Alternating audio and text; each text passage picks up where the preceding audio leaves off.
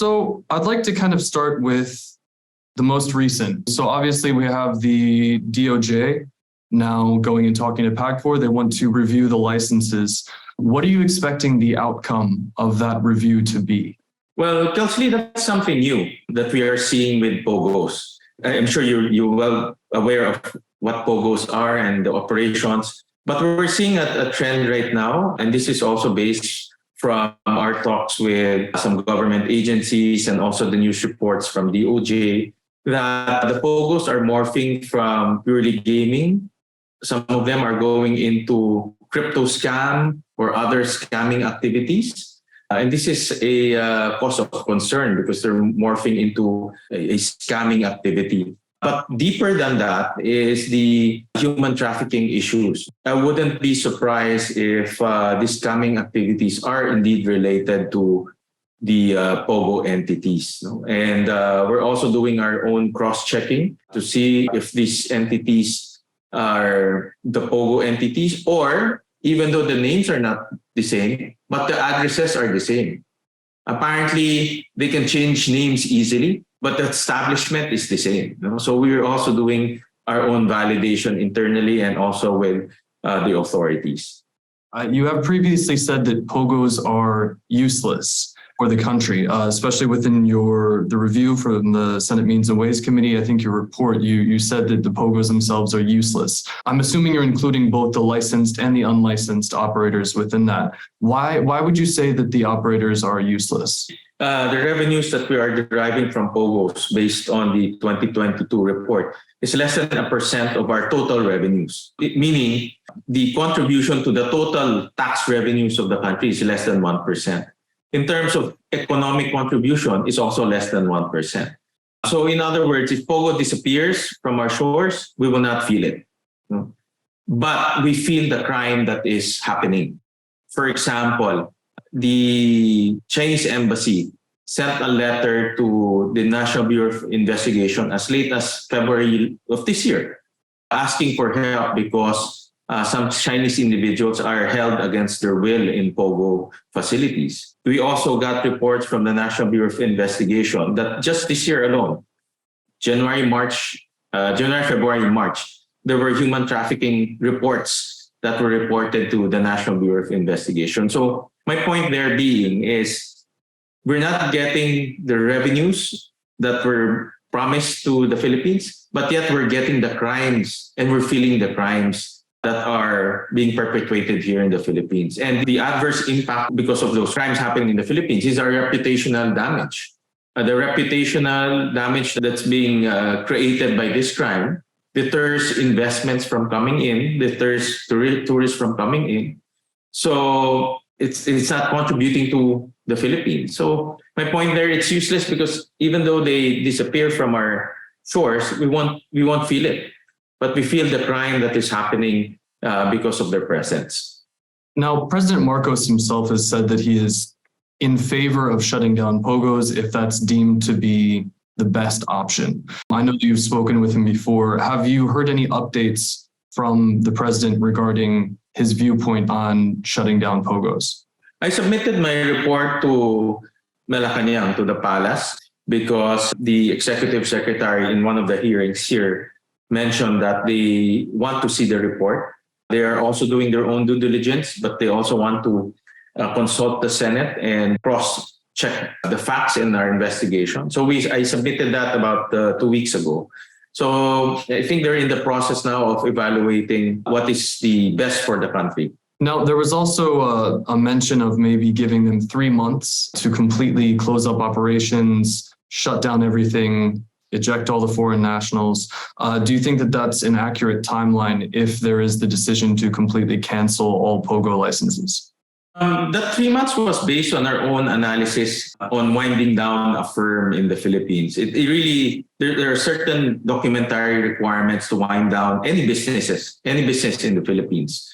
So our estimate is about 3 months. That's why we suggested that 3 months is the most appropriate, for example, to wind down your business permits, to cancel all the working permits of the employees. So 3 months is just the right time. But the most important here is let's put an end to POGOs, whether it's 3 months or longer or immediate. Let's already put an end to POGOs because it's destroying the image of the country. Now, speaking of the report that you submitted to Malacanang, did you find any positive aspects to POGOs? Well, there were promises. In fact, if you look at the timeline and if you look at the debates of the POGO law, that's RA 11590, basically the reason why we came out with a law taxing POGO is because the industry promised the Philippines and the Department of Finance were made to understand that the POGO revenues can go as high as 40 billion, 50 billion pesos a year. But that didn't happen. Last year, the collection from POGO is about 3 to 4 billion.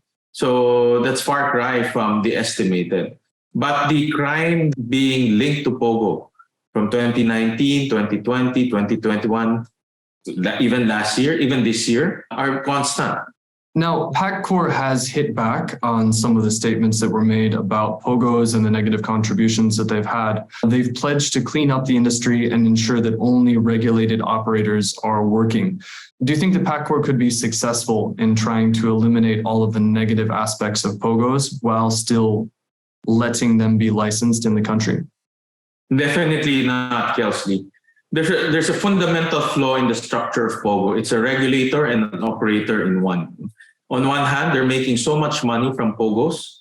On the other hand, they're regulating POGOs, meaning forcing POGOs to follow the law.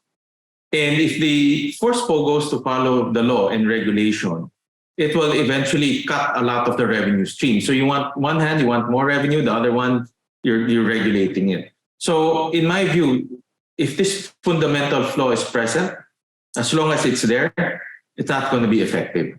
And we've seen it since 2017. PAGCOR's statement is always going to clean up, cooperate with the authorities, coordinate with the enforcers, but it's not happening because of that fundamental flaw. Now, there have been large changes to the composition of PAGCOR, and also Chairman Tenko did say that he was looking forward to divesting the assets of PAGCOR, so Casino Filipino in particular. I understand you're of the contrary viewpoint. You would like to make PAGCOR an operator only and set up a new regulatory body. Is that correct? Correct. I think that the fundamental structure that we're thinking is to separate the regulatory body and the operating body. The operating body can be PAGCOR and then set up, let's say, a gaming regulatory body. I think that is a faster setup. And then eventually the operating body can be sold off, whether privatized, issued to the stock market, but that can be monetized. That can be eventually be a source of revenue. But what's important here is the regulatory body because PAGCOR is doing so many things. No? It's regulating land-based casinos, it's regulating online casinos, it's regulating slot machines. So it's regulating so many things. So the new entity has to focus just on regulation, making sure that regulation and laws are followed. But so that would involve, I'm assuming, a complete rehaul. So a new structure. Would you see any of the individuals, such as Chairman Tenko, that are currently in PAGCOR, be shifting over to that new regulatory body, or would you start from scratch? Actually, Kelsey, that's an excellent question.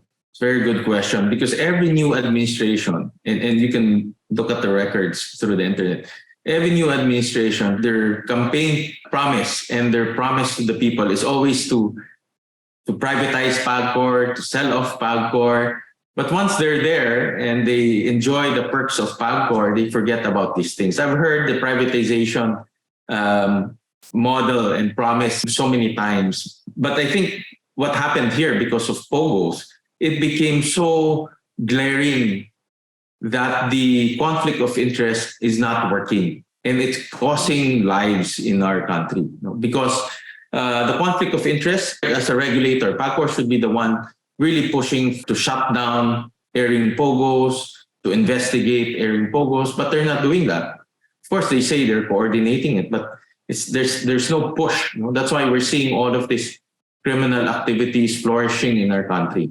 What about in terms of the regulatory body? You mentioned that PACOR has so many different things it does. I mean, it has to regulate POGOs, POGOs, including sports betting, online casino. It has the land-based casinos itself. It has its own casinos. Do you think that the new regulatory body should have all of the same functions? Should they be regulating land-based and online, or should there be a split between that? Well, the model that we are looking at is the model in the States. Well, personally, the model that I'm looking at is, so there's one regulator that regulates all games of chance, whatever that is. And then you have the private sector going into operations. And all government does is to regulate that private sector.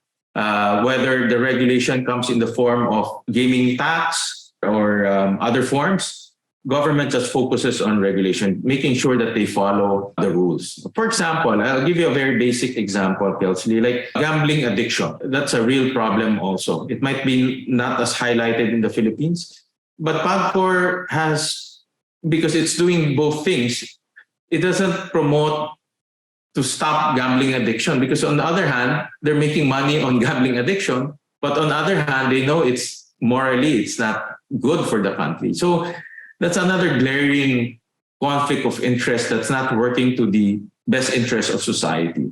It's interesting you mentioned that, because during the pandemic, there was the commencement of POGOs. So when you're speaking about gambling addiction, I'm assuming you're speaking mostly about local Filipinos, right? You're trying to avoid gambling addiction within the country.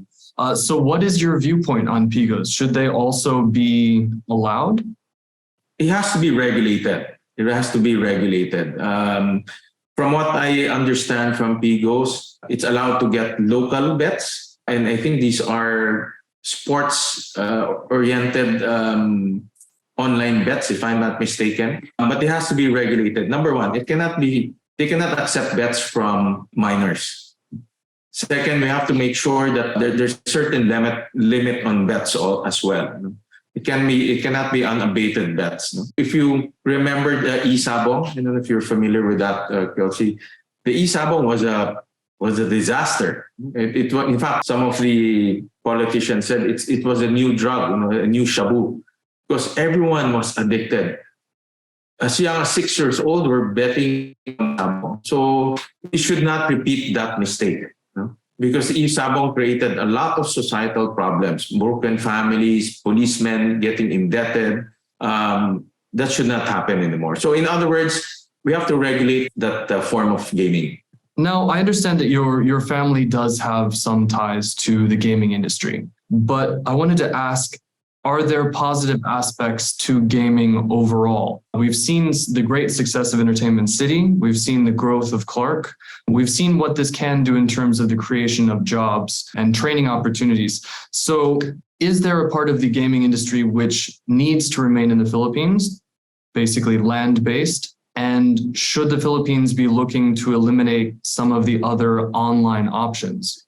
Well, my view on gaming is there are a lot of successful models that we can study and emulate. Like, for example, Macau, Las Vegas, even Singapore. They started attracting gaming companies to come in. And Singapore is much more conservative when it comes to governance. So my view on gaming is we have to regulate it. Meaning we have to make sure that those who are below 18 cannot go and bet. We have to make sure that there's no gambling addiction. We have to make sure that access is also very limited. And my view is that gaming should be a contributor to our economy, meaning they should also have hard investments coming into the country. For example, land-based, like for example, here in the Philippines, we have a lot here in the gaming area. Those brought in investments, those brought in capital goods, and at the same time, it created jobs, thousands of jobs. So the gaming entity should contribute to the economy as well as to employment. That's my view. That's why with POGO, it's the other way around. If you look at the employment figures of POGO during the height in 2019, they employed 120,000 employees, of which 100,000 are foreigners and 20,000 are local. So almost 80% are foreigners. So it's not creating the employment necessary for the country.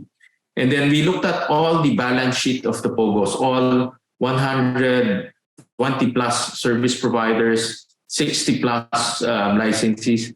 We looked at the balance sheet that they declared to the SECs, and we don't see any fixed investment or any capital expenditures that they brought into the Philippines. A lot of them are leasing. So meaning they find an empty land and they just lease. So my point of the matter there is there's a huge difference between the land-based casinos, online casinos, in particular POGOs, because the land-based brings hard investments. But we have to regulate it as well. It cannot be just an open season for land-based casinos, because we have to also understand that there are consequences to gaming. Looking at the regulator itself, there have been the changes in terms of its structure. We do have Chairman Tenko has come in recently, comes more from a business background. How would you evaluate the performance of PAGCOR so far? Well, I'm hoping that Chairman Tenko will take more of a practical view, and I hope he will not be lured by the perks of PAGCOR. There's a lot of perks in PAGCOR being the chairman and president, and I've seen that in the past. No? So I hope he push for reforms, and one of which will be removing that conflict of interest. I think we can start from there. Let the private sector do the gaming and the casino operations. That's what they do best. Let the government regulate, because that's what government does best. So I think that's a good start to reform the whole gaming industry in the Philippines. And that model is nothing new. You know, we've seen that in the US, we've seen that in other jurisdictions. And my personal view on that, that's a much more clear-cut structure, and that will eliminate a lot of the problems on the ground. Looking at this year, do you expect to continue to see more of these problems with POGOs, let's say in the next month, in the next 2 months, before some action can be taken? Yeah, that's unfortunately, yes, Kelsey. As long as POGOs are around, we'll see a lot of these criminal activities in our country, especially human trafficking. If you look at the statistics, the top two crimes connected to POGOs are human trafficking and illegal detention. And unfortunately, the human trafficking now is expanding to other countries. Like the latest news report I saw, a third of them come from Indonesia, a third of them come from Cambodia and other countries. So it's expanding to other developing nations. And the sad part is it's destroying the country's reputation. If we'll be a hub for human trafficking, that means we're also a hub for criminal syndicates operating here. I mean, normal businessmen cannot do human trafficking. Only criminal syndicates can do that. And that's going to destroy our country. You know? And that's why I'm against this, because of the peace and order situation. We want a peaceful country. We want a country that's known for a peaceful society. But this is not going to happen while POGOs are here. And there's also that angle of these criminal syndicates corrupting enforcers. They might be corrupting the Bureau of Immigration. They might be corrupting the Philippine National Police. And that's scary. That's scary for us locals here, because where will we go to if these things happen? So while it's still controllable and while we can still nip it at the bud, let's already do the right thing, because it's not contributing economically. I mean, it's a no-brainer, Kelsey. If it's not doing you any good and you're just seeing all the vices and the crime, why allow it to stay in the Philippines? We can lure our other businesses here in the Philippines that are not connected to crime. Speaking of trying to eliminate any possible problems for the country, looking at what happened in Macau recently, they basically eliminated junkets because they were exactly worried about criminal activity. Some of it actually was involving side betting happening in the Philippines. So would you be a proponent of keeping junkets, or do you think that there's any problem with junket activity in the Philippines right now? Well, just to be fair, Kelsey, I've not heard of any issues with junkets. Just to be fair, I cannot answer that with certainty because I haven't really done deeper research on that. But from what I hear, I don't hear of anything. But again, if China bans it, then there's something wrong, and it has to be a signal to us, and we have to again look at this very carefully. There's another interesting angle that we should also look at. From based on our research, the Philippines is the only country hosting POGOs. Apparently, Cambodia banned it already because of criminal activities. So we're the only country in the world that allows POGOs to operate in their own jurisdiction. At the same time, if you look at all the tycoons and the conglomerates in the Philippines, none of them are involved in POGOs. So my point of matter there, if this is as lucrative and as profitable as what they say, then all of these conglomerates, the Ayalas, the Polkongways, should be in the business of POGOs, but none of them are in that. In my opinion, it goes to show that this business is really not for the long haul and not for a peaceful country. And that's why as long as it's here, we'll see a lot of problems, a lot of issues, especially on crime. When would you hope to see all of the POGOs closed? How soon? Well, it's going to be an ongoing battle, admittedly. The POGOs are also spending a lot of money, Kelsey, to clean up their image. Online, offline media, they're also big advertisers. So they're spending a lot of money to clean up their image. And they're also spending a lot of money to destroy people who are against POGOs. I receive my fair share of fake news and attacks in social media, and that's part of the job. But from what we analyze is POGOs is also spending a lot of money to clean up its image across the board. And that's why it's an ongoing battle. And I will keep myself very active in this issue and continue the battle until they leave the country, until the country shuts down every single POGO here in our country.